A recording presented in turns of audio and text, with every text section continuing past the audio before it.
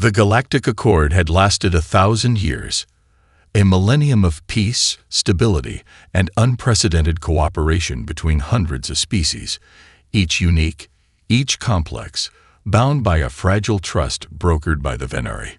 The Venari, slender and pale, moved through the grand chambers of the Galactic Council like ghosts of an older, wiser age. Their serene faces betrayed no emotion, but their eyes were sharp, always watching. For most species, including humanity, the Accord was a blessing and a cage. Peace meant progress, but it also meant stagnation. Wars were relics, stories told in dusty archives. Humans, with their restless spirits, found the endless diplomacy stifling. But they had adapted. On Earth and the scattered colonies, cities hummed with trade and culture, not weapons or war machines. Admiral Jocelyn Ruiz sat quietly in the human delegation's observation box, her dark eyes scanning the council chamber. The speeches around her drone on. Venari officials pleading for calm, alien ambassadors debating protocol. But her thoughts were elsewhere. Somewhere, far beyond the council's eye, a distant outpost was under siege. Without warning, the quiet shattered.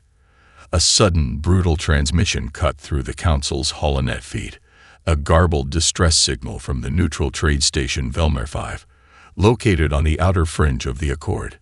Explosions, screams, alarms blared across the feed. The attackers were unmistakable. The Krayk-Thal. Their jagged warships, bristling with weapons, overwhelmed the outpost's fragile defenses in minutes. The Venari envoys gasped, their pale faces paling even further. No one had expected war. Not now. Not ever. The council chamber erupted into chaos. The Accord is broken. One alien ambassador shouted, pounding a clawed fist on the table. This is an act of barbarism. Diplomatic channels must be pursued. The Venari elder insisted. We cannot rush to violence. Jocelyn leaned forward, a faint smile tugging at the corner of her lips. Around her, her fellow humans looked tense, but she could see the spark, the flicker of something long buried. We underestimated them, Ruiz said quietly. But more importantly, we underestimated ourselves. Admiral. The council's chair turned toward her, eyes narrowing. Ruiz's smile deepened. You just turned off our leash. The room went silent. Outside the chamber, human engineers and soldiers scrambled into action. Old war machines long relegated to museums were wheeled out of storage. Holographic battle maps flickered to life in command centers. Plans that hadn't been dusted off for generations were revived, refined, and rewritten overnight. For 1,000 years, the galaxy had lived under a fragile peace, but the Krayk-Thal's savage strike had cracked that calm like glass, and somewhere deep inside humanity, the ghost of chaos stirred awake. As the council debated and the galaxy braced for war, Admiral Ruiz leaned back and chuckled. Because for humans, this was just the beginning. The Krayk-Thal didn't just want war, they wanted domination. Their jagged warships tore through the neutral systems bordering the Galactic Accord with ruthless efficiency. On worlds where trade hubs once bustled with merchants and diplomats, now only silence and smoldering ruins remained. The Krayk-Thal's assault was swift, brutal, and merciless. Their strategy shocked the council. No hesitation, no negotiation, no quarter given. Entire colonies fell within days, their populations either slaughtered or enslaved. Back in the grand halls of the Galactic Council, panic rippled like wildfire. Alien leaders shouted over one another, demanding retaliation, sanctions, anything to stop the bleeding. The Venari elders counseled patience. Diplomacy had kept the peace for a millennium, and they believed it could still hold. But humanity saw things differently. In a stark, steel-gray command center on Earth's moon, Admiral Jocelyn Ruiz stood before a wall of holoscreens, each displaying battlefronts across the galaxy. Her eyes burned with a fierce intensity. Around her, engineers and tacticians worked feverishly, reactivating ancient war machines and training soldiers in tactics long thought obsolete. You want to know why we're laughing? Ruse said, voice low but sharp, because we remember how to fight. The Council's demands for diplomatic talks and ceasefires fell on deaf ears. Humanity was no longer content to watch from the sidelines. For all their peace-loving veneer, humans still carried the scars and instincts of a violent past. Earth's history, millennia of wars, revolutions, and chaos, had bred adaptability and resilience that no calm could erase. Ruse sent encrypted messages to every human colony, activating a hidden network of veterans, engineers, and strategists. Factories switched from producing consumer goods to crafting weapons and armor. Holo simulators buzzed day and night with training drills. The human military machine, dormant but not dead, roared back to life. Meanwhile, the Craigthal expected little resistance. They viewed humans as soft, pacified relics of the Accord, ill-prepared for war. Their arrogance would be their downfall. At a remote outpost on the fringe of human space, the first Craigthal warship arrived, confident and unchallenged.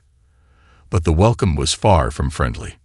Orbital defense turrets, long silent, unleash a furious barrage of plasma and kinetic rounds. Human soldiers, clad in reinforced exosuits, poured into the trenches, their faces set in grim determination. PsyOps broadcasts blasted from the comms, strange human music interspersed with distorted laughter and old war movie quotes. The Craigthal found themselves fighting not just an enemy, but a culture that reveled in chaos and unpredictability. Back in the council chamber, alien delegates watched transmissions from the battlefront, disbelief and fear creeping into their voices. The humans, they're enjoying this, whispered one. Admiral Ruse's message was clear, sent across the galactic frequencies with an unsettling grin. You broke the peace, but you unleashed a storm. Prepare yourselves. The Craigthal's savage gambit had ignited a war they hadn't expected, and humanity, long chained by peace, was just waking up. The Galactic Council chamber was a vortex of tension. Alien delegates from every corner of the galaxy clamored to respond to the human laughter. A sound utterly alien, raw, and unsettling in a room so solemn and fearful. Admiral Jocelyn Ruse sat in the human delegation's box, the faint trace of a smile curling at her lips. Around her, fellow humans exchanged glances tinged with disbelief and awe. They knew what others did not. This laughter was not mockery but a weapon, a shield forged through centuries of hardship and chaos. Venerary Elder Skrell, his translucent skin shimmering nervously, slammed his staff on the floor. How dare you laugh at the suffering of so many? War is no jest. We demand respect for the solemnity of this crisis. Ruiz's smile widened. War isn't a joke, she replied evenly. But it's something we know intimately. You see, your 1,000 years of peace have polished you like porcelain, beautiful but brittle. Humans, we've survived chaos for longer than you've held your fragile peace. The chamber murmured, uneasy. We don't see war as a tragedy, Ruiz continued, voice calm but resolute. It's a challenge, a brutal, unforgiving dance where mistakes mean death, but laughter means survival. Several ambassadors exchanged confused glances. How could anyone laugh in the face of such destruction? Yet Ruiz's confidence radiated something undeniable. Humans were a species reborn in the fire of unpredictability. Across the galaxy, this laughter echoed, not as mockery, but as a signal. On a battered human outpost near the front lines, Lieutenant Maya Chen led her squad through ruined corridors, their footsteps light despite the rubble and danger. The Craigthal had infiltrated the colony, expecting to find terrified civilians. Instead, they found a guerrilla force that mocked their tactics, telling jokes as they laid traps and struck from the shadows. Chen's squad hacked into enemy communications and broadcasted distorted human laughter interlaced with snippets of old Earth comedy shows and battle cries. The Craigthal, unused to such psychological warfare, faltered. Some soldiers paused, shaken by the absurdity. How could an enemy so fierce be so irreverent? Back in the council chamber, Ambassador Gylox of the Strylan race whispered to a colleague, "Humans laugh at death. It's madness." "No," Ruiz said quietly, overhearing. "It's strength." She rose, walking slowly to the center of the chamber. "Our laughter is a shield forged through fire, forged on a planet that taught us early. If you don't laugh, you break." The room fell silent. The unspoken truth hung heavy in the air. Humanity's chaotic history, once dismissed as savagery, was now a source of raw power. Outside, Veneri diplomats whispered anxiously among themselves. Could they trust this unpredictable species, or had they just unleashed a force the galaxy was ill-prepared to face? Ruse returned to her seat, eyes gleaming. The humans would fight, not just with weapons, but with spirit. Their enemies would soon learn that laughing at war was not weakness, but a war drum calling the storm. Earth had not known war for generations. Its sprawling cities shimmered with neon light, and its skies were crisscrossed by silent drones ferrying goods and people in perfect harmony. Yet beneath the polished surface, deep in the subterranean vaults and forgotten hangars, the ghosts of Earth's violent past stirred awake. On the moonbase Luna 7, where Earth's military command now operated, Admiral Jocelyn Ruiz watched the rapid transformation with grim satisfaction. Ancient war machines, relics from centuries past, were hauled out of storage and brought back to life. Rusted exosuits were upgraded with cutting-edge tech, their power cores humming with renewed energy. Long silent factories roared to life, churning out weapons and ammunition faster than ever before. "You ever think we'd see this again?" asked Lieutenant Marco Reyes, grinning as he checked the fuel levels on a retrofitted mech suit. Ruse gave a short laugh. "I hoped not, but I never doubted we could." On Earth, millions of humans answered the call. Soldiers old and young rejoined the ranks. Civilians with military training dusted off their skills. Entire cities became fortresses. Streets once quiet echoed with the sound of drills and marching boots. The cultural memory of war, painful and chaotic, was reignited as a vital flame. Meanwhile, in the alien embassies, the human resurgence sparked unease. The Veneri, with their eternal calm, frowned deeply. "Humans are unpredictable," whispered Elder Skrell. "Their chaos is dangerous." And he was right. Humanity's past was a tangled web of conflict and survival. Earth had endured endless wars, civil strife, global conflicts, and brutal uprisings that forged resilience and an uncanny ability to adapt on the fly. In a hidden underground bunker beneath New Delhi, veteran Commander Amara Singh coordinated with resistance fighters and cyber warfare units. "We don't just fight," she told her team. "We survive. We improvise." The Krekthal will learn what it means to face the storm. Across the galaxy, humans took no prisoners with tradition. Battlefields became stages for wild tactics. Guerrilla raids interspersed with heavy artillery barrages. Soldiers dressed in exosuits adorned with vibrant graffiti and old Earth pop culture references, unnerving enemies who had never encountered such irreverence in war. Psychological warfare became an art. Broadcasts featured laughter, rock music, and snippets from old war movies, an absurd soundtrack to a deadly fight. Krekthal troops reported prisoners singing and joking in captivity, a maddening display of defiance. Back at Luna 7, Admiral Ruiz watched a live feed from a frontline colony where a human battalion had just repelled a massive assault. They came expecting easy targets, Ruiz said softly, but they found ghosts. The ghosts of 1,000 years of chaos and survival, and were only just beginning. Her eyes narrowed. The Krekthal had ignited a war they weren't prepared for. Humanity wasn't just fighting to defend itself, it was unleashing a force tempered by history and hardened by laughter. And the galaxy would never be the same. The Krekthal invasion force descended on the human border colony of Arcadia 9 with cold confidence. Their warships blotted out the stars as they deployed troops, expecting a quick, crushing victory over what they assumed was a soft target. But Arcadia 9 was no ordinary colony. Under the glow of a red-tinted sun, human soldiers in gleaming exosuits prepared their defenses. Lieutenant Maya Chen crouched behind a ruined wall, a grin flickering across her face as she listened to the static crackle on her comms. The Craigthal thought they were coming for a fight. They didn't realize they were stepping into a war they couldn't comprehend. "Ready your weapons," Chen said, voice low but steady. "They're going to wish they never showed up." Moments later, the first wave struck. The Craigthal forces charged, expecting panic and surrender. Instead, they were met with a barrage of plasma fire, orbital kinetic lances ripping through the skies like deadly streaks of light. Human mechs, massive, lumbering machines outfitted with heavy artillery, crushed enemy tanks underfoot. But it wasn't just brute force that unnerved the invaders.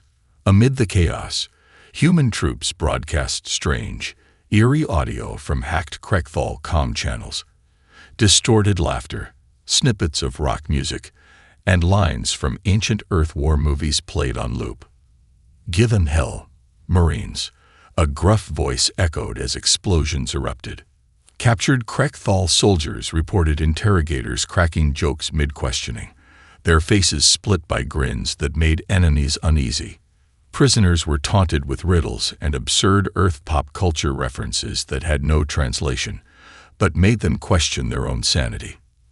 The invaders' morale crumbled under the psychological assault. The Craigthal commander, furious and confused, ordered harsher tactics, but every move was anticipated by human forces who seemed to revel in unpredictability. At one point, a group of human soldiers threw a victory party in the middle of the battlefield, complete with music, laughter, and cheers, mocking the Craigthal's failure to break their spirit. Enemy soldiers, watching through binoculars, exchanged nervous glances. "Are they celebrating a battle that's still ongoing?" one whispered. Lieutenant Chen stood on a ridge overlooking the battlefield, her exosuit scared and battle-worn, but her eyes bright with fierce joy. "Let them come," she said quietly. "They'll learn fast that humans fight with every ounce of their soul, and a good joke." Back on the command ship, Admiral Ruiz watched the reports flood in.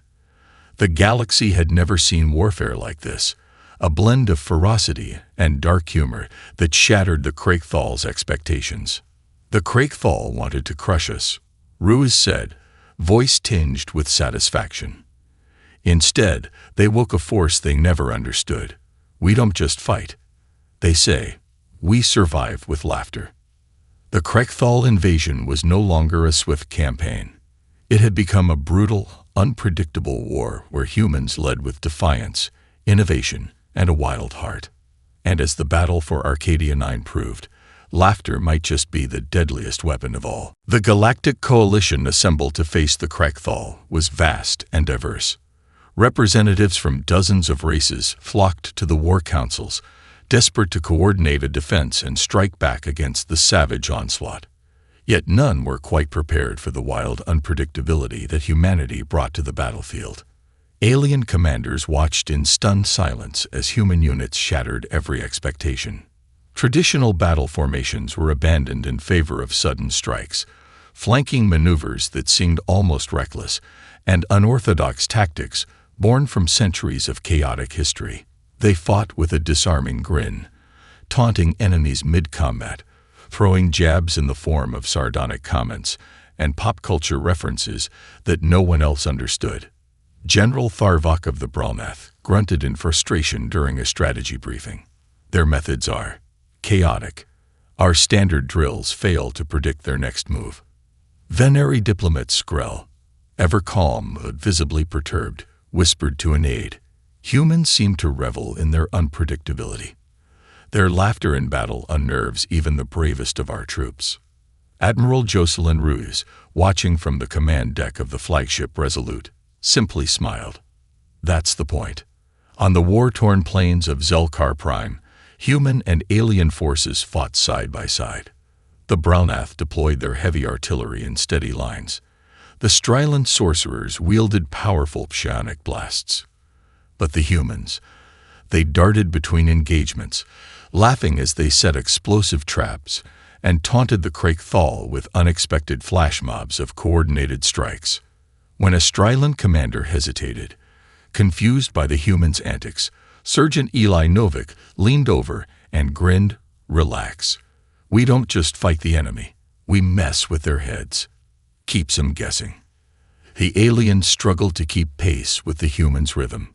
Some viewed it as madness, others, a brilliant new form of warfare. One evening, as the Coalition's forces regrouped in a battered outpost, Ruse convened a meeting with Allied leaders. "Our tactics might seem unorthodox," she said, "but war is chaos, not a chess game. You have to dance with the madness to survive it." An elder Veneri nodded slowly, while General Tharvok rubbed his chin, pondering. "Then we must adapt or fall." The Alliance began shifting its approach, trying to absorb the humans' unpredictable energy. Psionic warriors learned to expect sudden feints. Brownath artillery units started coordinating with swift human raids. Even the dignified Veneri began to tolerate humor in briefings, a laugh shared to ease tension. Yet not all were convinced. Some whispered that humanity's chaotic spirit might fracture the fragile coalition. Could this wild heart be trusted in the crucible of war? But on the front lines, Krayk-Thal soldiers already felt the sting of human unpredictability and defiant laughter as their ranks fractured and morale crumbled. When a human unit staged a battlefield celebration amid active combat, singing, dancing, and cheering, the alien allies stood awestruck, and the Krayk-Thal broke and fled. Back aboard Resolute, Admiral Ruiz leaned back, eyes gleaming with fierce pride. "We're not just fighting a war," she mused. "We're rewriting the rules of it." The galaxy was watching, and humanity's wild heart was proving to be a force no one could ignore. The war had dragged on for months, and the Krayk-Thal, once supremely confident, now staggered beneath the relentless human onslaught. Every battle became a new nightmare for them. Tactics they could not predict, laughter that echoed in the chaos, and a stubborn will that refused to break. On the ravaged world of Veshera IV, the largest Krayk-Thal stronghold on the frontier, human forces launched a daring assault. Led by Admiral Ruiz herself, a combined fleet of human and allied ships swept in with blinding precision. The space above Veshera IV blazed with plasma fire and streaks of missile trails, but the true battle raged below on the planet's scarred surface. Ground troops, spearheaded by Sergeant Eli Novik, weaved through shattered buildings, their movements erratic but deadly. They mocked Krayk-Thal battle cries with impromptu parodies, mocking the enemy's brutality. The psychological warfare was as fierce as the physical. "Remember," Novik shouted to his squad, "they want fear. We give them laughter and pain." The Krayk-Thal commander, General Kalthur, seethed in frustration as his forces faltered. No amount of discipline could prepare his troops for an enemy that laughed at death and fought with wild creativity. Traditional ranks dissolved as humans launched unpredictable guerrilla attacks, coordinated ambushes, and even staged fake retreats only to spring traps. Back in orbit, Admiral Ruiz coordinated with alien commanders, weaving their strengths into a cohesive offensive. The Veneri's strategic precision, the Brownath's heavy firepower, and the Straelan's psionic prowess blended with humanity's chaotic spirit to form a new kind of warfare, one no enemy had seen before. Despite the Alliance's success, tension simmered beneath the surface. Some alien leaders fretted over humanity's unpredictable methods, fearing it might spiral out of control and fracture their fragile unity. At a War Council meeting, General Tharvok voiced his concerns bluntly. "Their laughter and chaos may win battles, but what of discipline and order? We risk losing ourselves in their madness." Ruiz met his gaze steadily. "Madness is what saved us. If order means stagnation, then stagnation means death." The war reached a critical moment when human forces seized the Krayk-Thal's central communication hub on Veshera IV.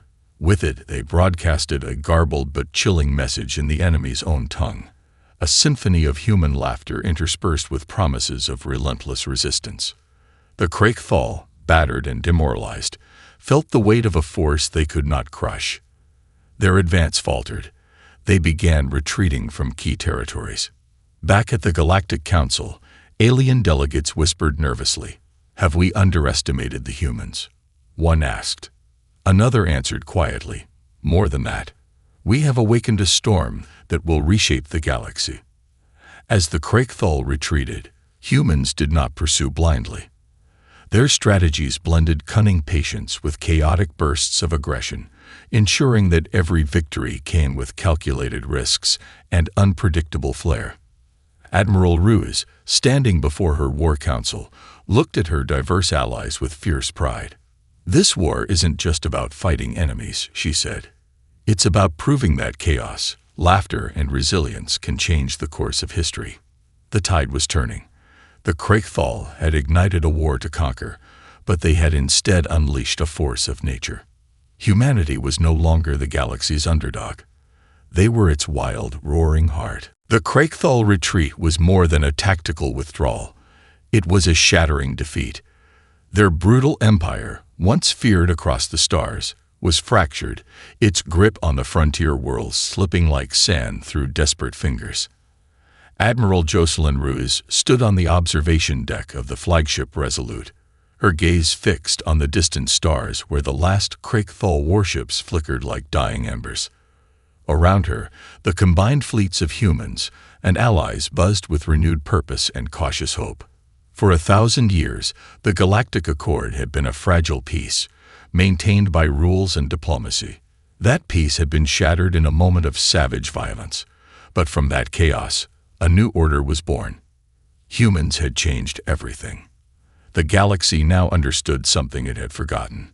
Strength was not merely in weapons or power, but in spirit, the unpredictable, unyielding force of laughter and resilience that humans wielded like a blade. In the war-torn council chamber, alien ambassadors gathered for an emergency summit. The Veneri elder Skrell addressed the assembly with solemn grace. "Today we stand at the crossroads of history. The Craigthal threat has been pushed back, not by force alone, but by a new force, humanity's wild heart. Their laughter echoed where fear should have reigned. Their chaos broke the enemy's will." The room was silent, the weight of the moment sinking in. Ambassador Gylox of the Strelin nodded slowly. "They have taught us that peace is fragile but not sacred. It must be defended with strength and spirit." Admiral Ruse, invited to speak, rose with quiet confidence. "The galaxy's future belongs to those who embrace its chaos, not fear it. We fight not because we want war, but because we refuse to be broken by it. The Craigthal thought they could crush us, but they awakened something far stronger." Across human colonies, celebrations erupted, fireworks, laughter, music, and stories shared in every language. The war had scared them, but it had also awakened a profound pride and unity. Yet Ruse knew this was only the beginning. The galaxy was vast, and peace was a fragile flower that needed constant tending. "We must build on this new dawn," she told her council, "not just to defend, but to create a future where all species can thrive without fear. A future where laughter and strength walk hand in hand." The alliance began working toward lasting unity, inspired by humanity's example. Old grudges softened, new bonds formed. The chaotic spirit of humans became a symbol of hope and resilience, a reminder that even in the darkest times, laughter could light the way. As Admiral Ruiz looked out once more into the vast cosmos, she allowed herself a small, knowing smile. The galaxy had changed forever, and humanity had reclaimed its place, not as conquerors, but as wild hearts beating fiercely against the void. The war had ended. The new age had begun.